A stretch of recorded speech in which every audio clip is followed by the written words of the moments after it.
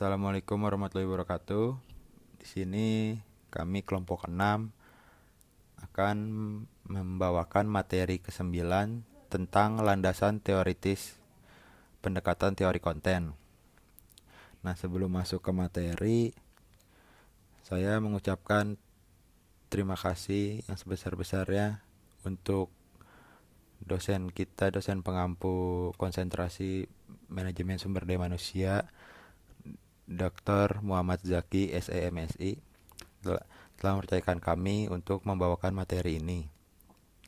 Nah, setelah itu kita perkenalan sebagai anggota kelompok 6.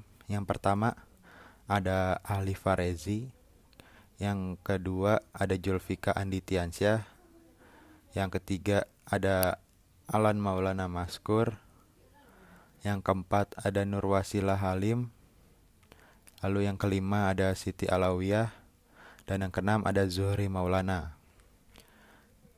Nah, langsung saja masuk ke materinya. Langsung dipersilakan kepada pemateri. Ya, Assalamualaikum warahmatullahi wabarakatuh. Nama saya Julfika Anditiansyah. Di sini saya akan membawakan materi tentang motif dan motivasi. Nah, motif adalah dorongan dalam diri manusia yang timbul dikarenakan adanya kebutuhan yang ingin dipenuhi. Nah, topik motivasi ini menarik bagi setiap pengamat perilaku manusia, terutama bagi manajer yang berlatih dan ilmuwan perilaku. Nah, kebanyakan orang telah bertemu dengan orang-orang yang tidak terlalu berbakat, tetapi banyak orang yang telah mencapai banyak hal berkat kerja keras. Nah, di sini kita membenarkan pengamatan dari Edison, jenius adalah 1% inspirasi dan 99% keringat. Dan kebanyakan orang telah menemukan individu-individu yang mampu dan berbakat yang alergi terhadap pemikiran pekerjaan. Apa sih yang menyebabkan beberapa individu mengerahkan lebih banyak upaya daripada yang lain dalam apa yang mereka pelajari, seperti pekerjaan atau pengembangan pribadi dan sosial media dan sosial mereka. Nah, pertimbangkan nih. Misalnya ada satu kasus di sini. Kasus dari Howard, staf penjualan impian manajer penjualan Fudge. Nah, ia rajin dan gigih dalam upayanya untuk melampaui target penjualan yang ditetapkan. Lalu mengapa sih Howard bekerja sangat keras? Bagi kebanyakan orang, penjelasan yang jelas adalah bahwa dia bekerja keras untuk menghasilkan uang. Mengapa Howard tidak mengadopsi perilaku yang lain untuk menghasilkan uang? Misalnya memulai bisnis Fudge, tidak bekerja di suatu pekerjaan dikerja orang, terus atau membeli tiket lotre. Nah, mengapa Howard lebih suka itu? Lebih suka mencari uang, lebih suka jalan yang dia pilih? Karena beberapa hasil lain, karena sensasi pencapaian tujuannya itu suatu kegembiraan untuk mengatasi tantangan.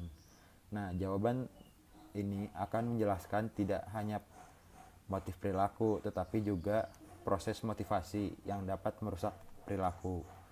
Nah, teori motif ini memberikan penjelasan terbatas untuk perilaku manusia.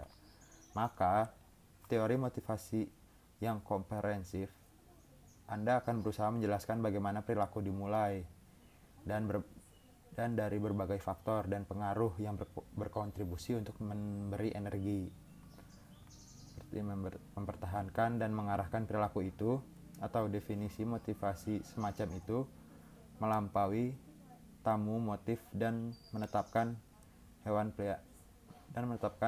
peliharaan karakteristik perilaku yang terwujud dalam proses motivasi. Lalu yang selanjutnya ada teori motivasi. Nah, motivasi adalah proses psikologi dasar yang telah dilakukan investigasi yang cukup dalam domain psikologis klinis, fisiologis, anak, sosial, pendidikan, industri, organisasi.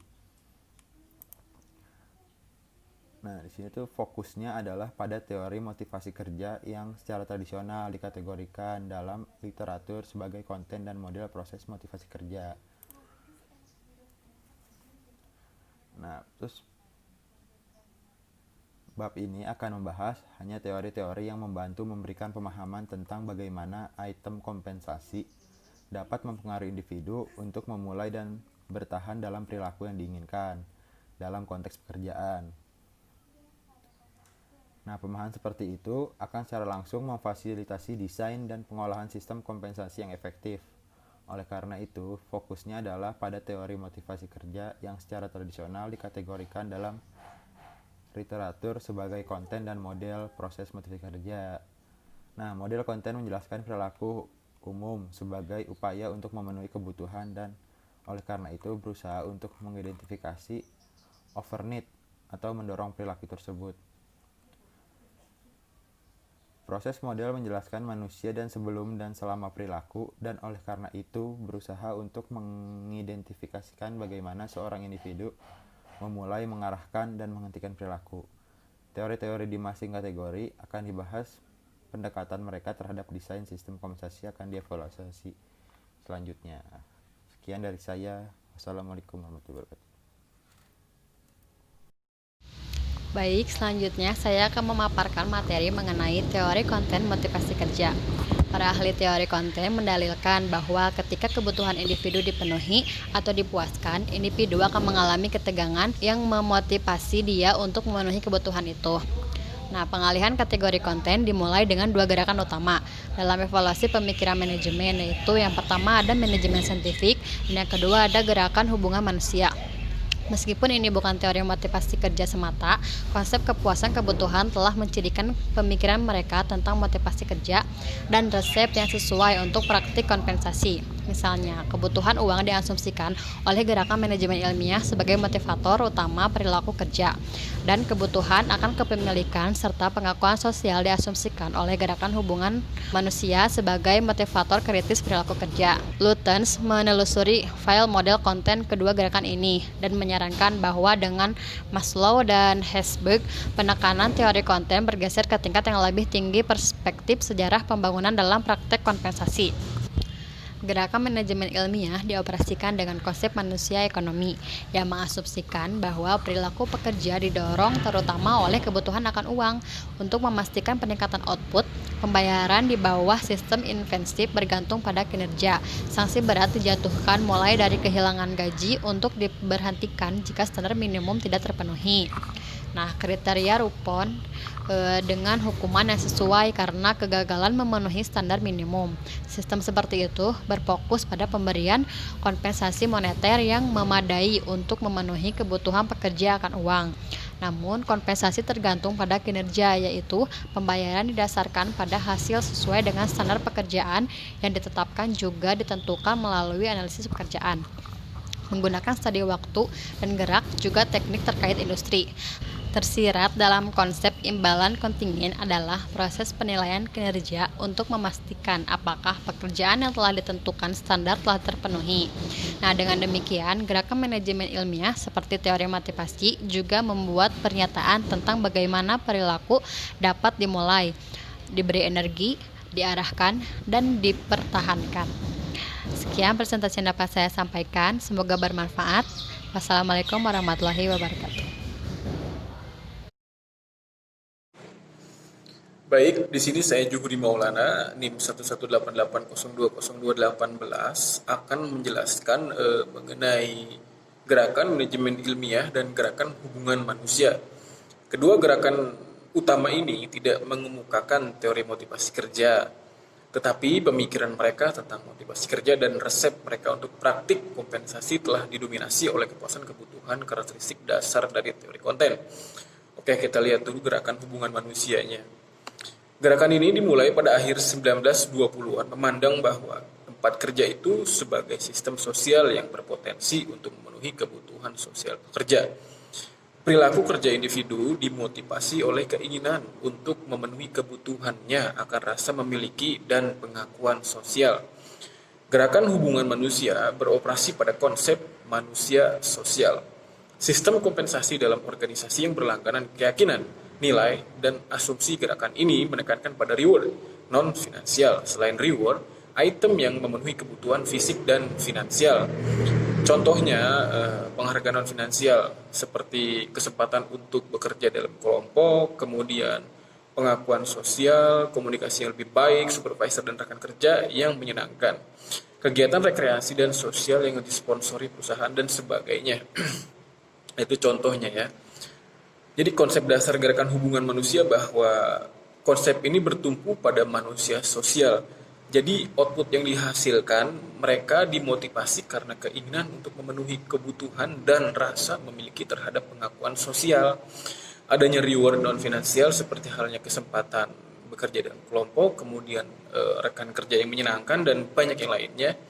Jadi gerakan hubungan manusia menekankan kepada penghargaan tanpa syarat, kurang lebihnya seperti itu. Dasar pemikiran ini yang mendasari bahwa penghargaan tanpa syarat adalah asumsi implisit bahwa kebutuhan akan kepuasan akan menyebabkan pekerja mengembangkan sikap positif, loyalitas, dan komitmen terhadap organisasi. Kebutuhan tanpa syarat diyakini memperkuat afiliasi keanggotaan pekerja terhadap organisasi, dan hubungan yang diperkuat akan mengarah pada kinerja yang lebih tinggi. Dengan kata lain, gerakan hubungan manusia menganjurkan pandangan bahwa pekerja yang bahagia akan menjadi pekerja yang produktif. Sebuah analogi bahwa sistem kompensasi gerakan hubungan manusia sering digambarkan sebagai wortel. Pendekatan kekhawatiran di antara pendukungnya bahwa penggunaan tongkat akan terlalu traumatis bagi moral dan kepuasan karyawan dan akibatnya akan berdampak buruk pada kinerja. Nah, itu kurang lebih hubungan manusia. Nah, kemudian kita beranjak ke gerakan manajemen ilmiahnya. Manajemen ilmiah dan gerakan hubungan manusia memiliki pengaruh yang sangat besar pada desain dan manajemen sistem dan praktik penghargaan. Penting untuk mengenali perbedaan mendasar dalam pendekatan mereka terhadap sistem kompensasi, seperti yang telah didiskusikan pada bab sebelumnya ya. Khususnya pada bab pendahuluan, salah satu tujuan dari sistem kompensasi adalah memungkinkan organisasi untuk memotivasi karyawan untuk mewujudkan perilaku keanggotaan dan kinerja. Perilaku keanggotaan dicapai dengan memastikan retensi karyawan, perilaku kinerja melalui perilaku kerja yang diinginkan, penekanannya pada penghargaan kontenti bekerja kinerjanya. Nah, gerakan manajemen ilmiah ini tuh difokuskan itu pada perilaku kinerja untuk mengesampingkan total kebutuhan sosial pekerja. Pada produktivitas terbuka kontraproduktif seperti bukti ketidakpuasan karyawan, sabotase proses produksi, serikat pekerja dan mengakibatkan kenaikan biaya produksi. Kemudian kegagalan gerakan hubungan manusia di sisi lain, penekanan berlebih pada penghargaan tanpa syarat yang memastikan perilaku keanggotaan dengan pengecualian total perilaku pekerja. Organisasi yang mengikuti pendekatan ini berhasil mempertahankan karyawan mereka, membuat mereka bahagia dan bahkan memunculkan loyalitas dan komitmen mereka. Tetapi keanggotaan dan semangat kerja yang tinggi dan komitmen tidak dengan sendirinya menghasilkan kinerja dan produktif yang lebih tinggi, itu faktanya. Banyak organisasi kecewa dengan gerakan hubungan manusia ketika mereka menemukan bahwa produktivitas telah menurun dan bahwa peran pemusuhan dari serikat pekerja telah meningkat. Mungkin karena serikat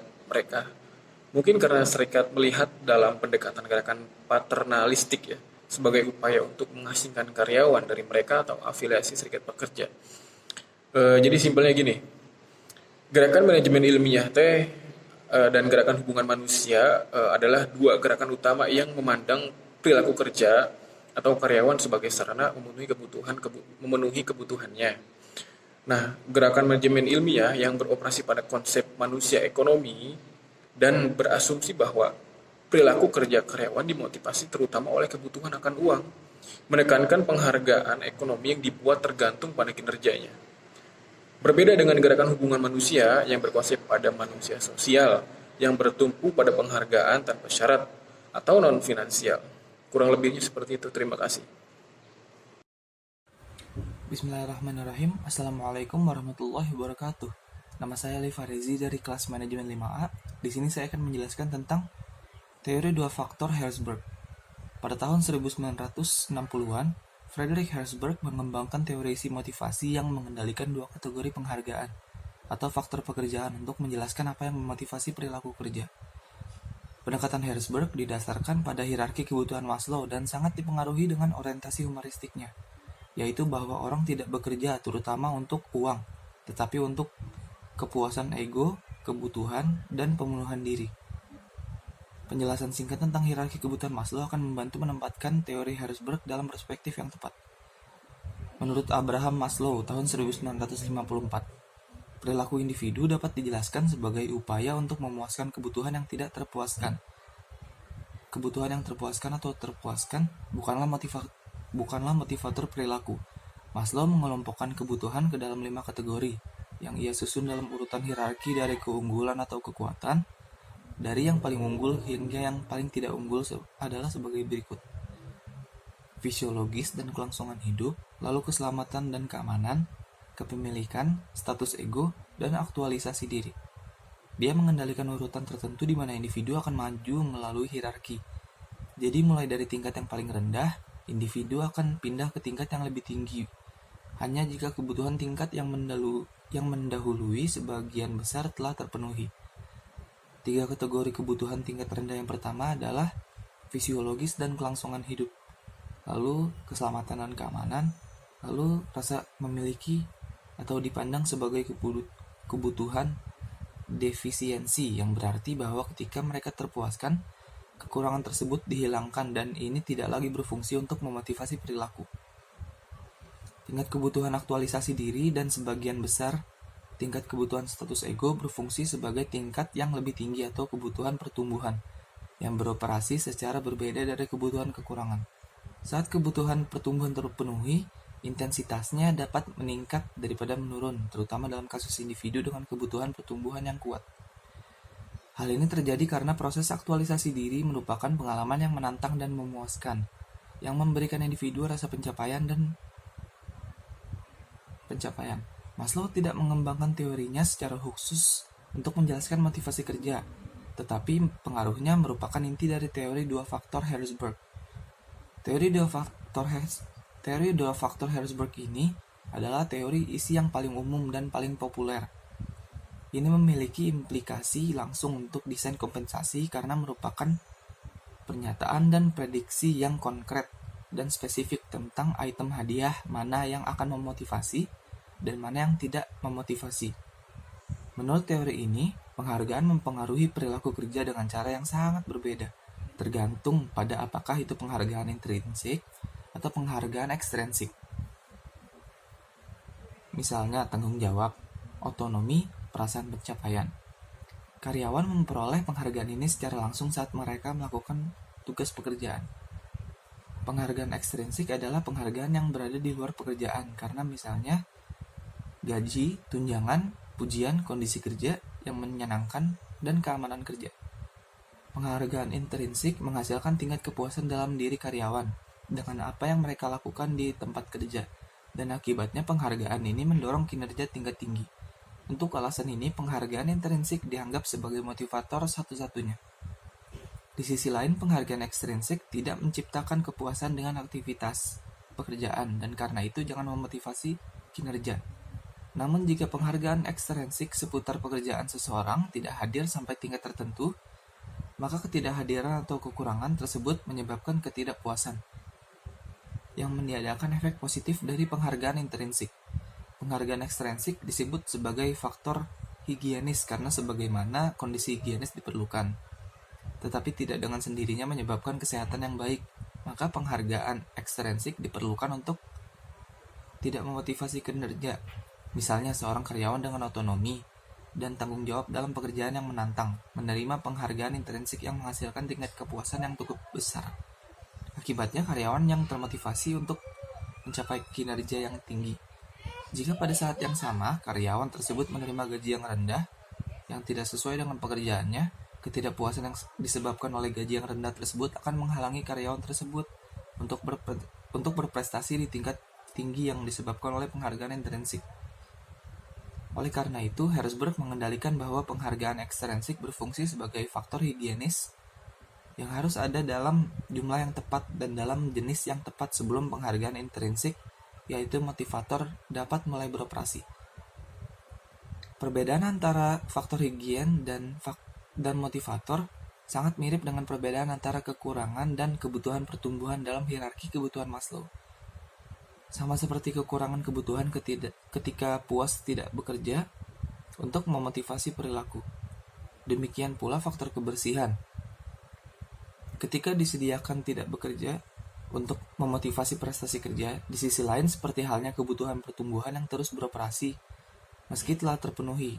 Demikian pula, motivator Herzberg terus memberikan dorongan untuk meningkatkan kinerja pekerjaannya. Faktanya korespondensi antara faktor kebersihan dan tingkat kebutuhan defisiensi dapat dibangun.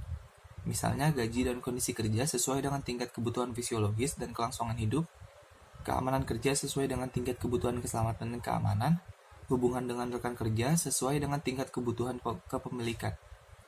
Demikian pula, korespondensi dapat dibuat antara motivator dan tingkat kebutuhan pertumbuhan.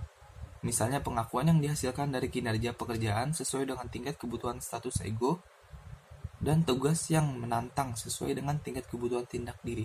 Sekian dari saya. Nama saya Muhammad Purasari. Selanjutnya saya akan menjelaskan klasifikasi penghargaan intrinsik dan ekstrinsik. Perbedaan antara faktor higienitas dan motivator segera berkembang menjadi pemikiran kontemporer tentang motivasi, dengan hasil bahwa sistem kompensasi dilihat dalam dua kategori.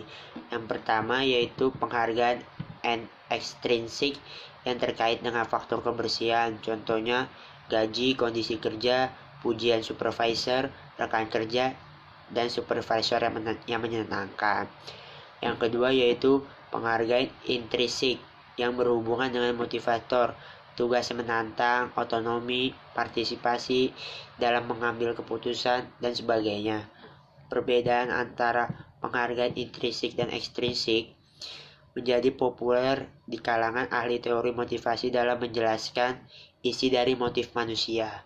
Dampak dari perbedaan intrinsik dan ekstrinsik pada praktik manajemen ketika sebuah teori menyebabkan seorang manajer yang berorientasi pada hasil menjadi apatis terhadap item pengeluaran yang sangat besar seperti gaji dan tunjangan. Kesimpulannya, bahwa aspek penting dari kenyataan telah diabaikan dalam perumusan teori. Faktanya bahwa dikotomi intrinsik dan ekstrinsik yang telah mendominasi literatur manajemen kompensasi selama lebih dari 3 dekade tidak memadai dalam memberikan pedoman praktis yang jelas untuk desain dan administrasi yang efektif dari sistem penghargaan. Apalagi konsep itu tidak cocok untuk penyelidikan analitis apakah organisasi itu maksimalkah pengambilan investasinya dalam program penghargaan. Lebih besar dari itu menjadi bagian integral dari pemikiran, kosakata, dan praktik manajer. Alasannya mudah dilihat, perbedaan intrinsik dan ekstrinsik memberikan jawaban yang relatif langsung dan tidak ambigu atas pertanyaan praktis yang dihadapi manajer dalam setiap kerja. Seperti contohnya pertanyaan, imbalan apa yang saya berikan kepada karyawan saya agar mereka menjadi produktif. Respon yang diprogramkan adalah memberikan penghargaan intrinsik dengan mendesain ulang pekerjaan untuk memasukkan lebih banyak variasi, seperti lebih banyak tanggung jawab, lebih banyak otonomi, dan kontrol. Jawabannya tidak hanya baru tetapi juga spesifik, dan implementasinya tampak mungkin dengan biaya dan upaya yang relatif kecil. Ini juga tampaknya memberikan metode untuk mencegah atau memperbaiki keterasingan pekerja yang telah diprediksi oleh Karl Marx akan menjadi ketika pekerja tidak diberi kontrol atau partisipasi dalam hal-hal yang berkaitan dengan pekerjaan mereka. Terus terobsesi dengan gagasan penghargaan intrinsik sebagai salah satunya. Terobsesi dengan gagasan penghargaan intrinsik sebagai salah satunya. Motivator kinerja, peneliti akademis, dan praktisi sama-sama menurunkan peran penghargaan ekstrinsik. Pada tahun 1984, mereka terlalu disibukkan dengan pekerjaan dan desain kerja untuk bertanya apakah organisasi mendapatkan uangnya dari pengeluaran untuk gaji dan tunjangannya. Memang manajer akan menyangkal bahwa masalah ini berkaitan erat dengan manajemen yang efektif jika imbalan moneter paling tidak mungkin untuk mendorong produktivitas. Selanjutnya yaitu mengenai kritik terhadap dikotomi intrinsik-ekstrinsik dalam manajemen reward. Para pendukung pendekatan dikotomi intrinsik-ekstrinsik mengklaim bahwa pendekatan itu dibangun di atas teori yang kuat yang memberikan dasar untuk teknik dan praktiknya. Hal ini mengeksplorasi mitos seputar klaim tersebut. Mitos yang pertama mengatakan bahwa dikotomi intrinsik-ekstrinsik mengasumsikan orang mencari dan membutuhkan pekerjaan yang bermakna di mana mereka bebas untuk berfungsi. Yang tersirat dalam asumsi tersebut adalah keyakinan bahwa peran kerja merupakan inti kehidupan seseorang dan memberikan kesempatan terbaik untuk terwujudnya potensi manusia untuk berkembang. Faktanya, penelitian yang relevan justru bertentangan dengan asumsi motivasi tersebut.